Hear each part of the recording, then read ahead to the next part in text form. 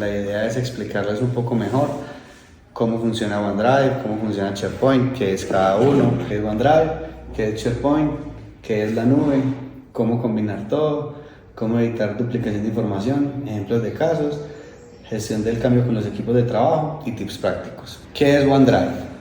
¿Sí? Vamos a hacer una distinción muy clara de qué es OneDrive y qué es SharePoint. Entonces, OneDrive es una herramienta lanzada por Microsoft en 2007 que antes se llamaba SkyDrive. Esa herramienta se lanzó como una nube para uno almacenar archivos. En ese momento había servicios muy populares, ¿cierto? Entonces, el de Microsoft se llamaba SkyDrive.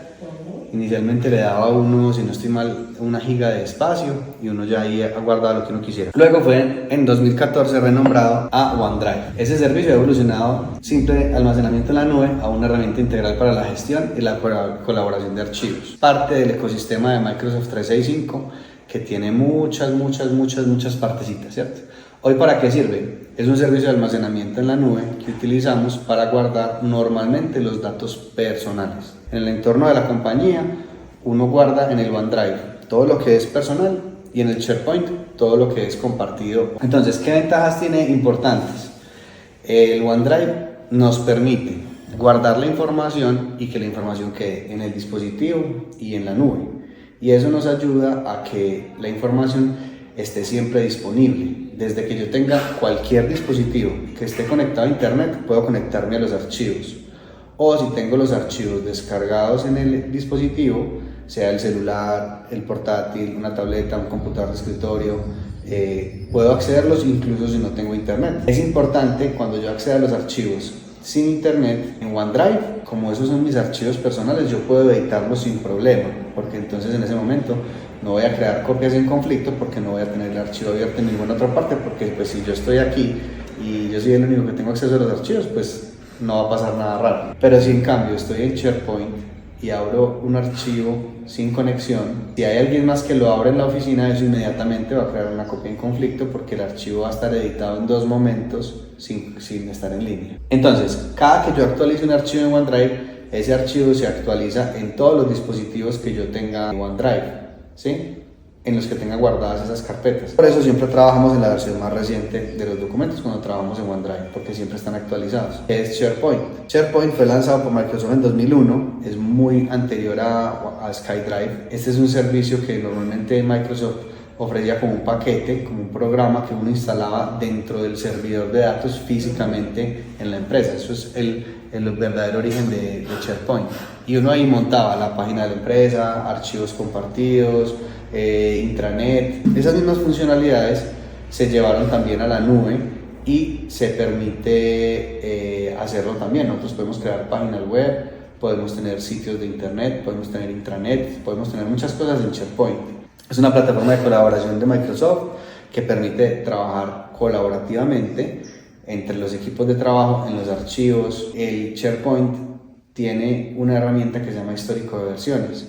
El histórico de versiones nos permite revisar todas las versiones que hay del archivo o muchas versiones. Si es un archivo que se modifica mucho, ya las primeras versiones empiezan a borrarse automáticamente. Microsoft gestiona eso automáticamente, pero tenemos muchas versiones del archivo. Entonces, si por ejemplo hay eliminación accidental, una edición incorrecta o algo que pase, siempre me puede devolver a versiones anteriores del archivo en el que puedo ver la información. También eso me deja un registro de quién fue la persona que modificó el archivo y en qué momento lo modificó, ¿cierto? Y ahora, ¿qué es la nube? Algo que utilizamos hace mucho tiempo, de hecho toda la vida lo hemos utilizado como parte del manejo de los correos electrónicos que hemos usado siempre, etc.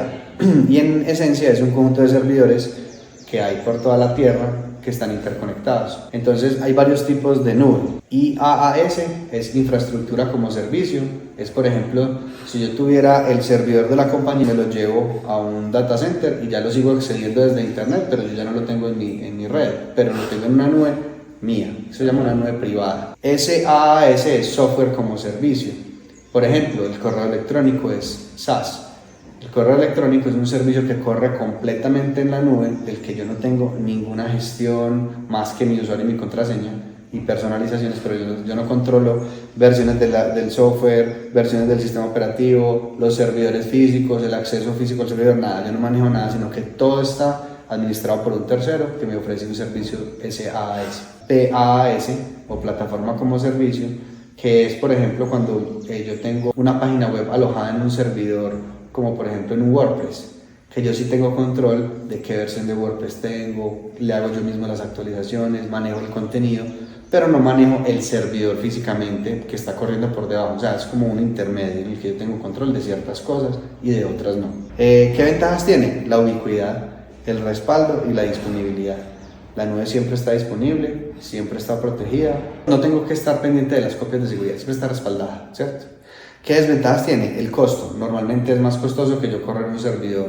La seguridad y la complejidad, por lo que siempre necesita a una empresa que asesore a la compañía para poder hacer un buen uso de la herramienta. Esa es la nube. OneDrive para trabajar mis archivos, SharePoint para los archivos compartidos. Como OneDrive me ofrece mucho almacenamiento para hacer el respaldo de los computadores. Bueno, entonces, ¿cómo combinamos todo? Eso depende mucho de cada compañía, es algo muy particular, no hay una única forma de combinar el uso de las dos herramientas para el manejo de los archivos.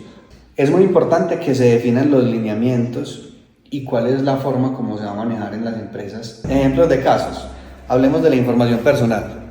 Si yo tengo que guardar fotos, música, documentos, eso lo guardo en OneDrive, ¿sí? Porque de eso no vale la pena cargar el SharePoint.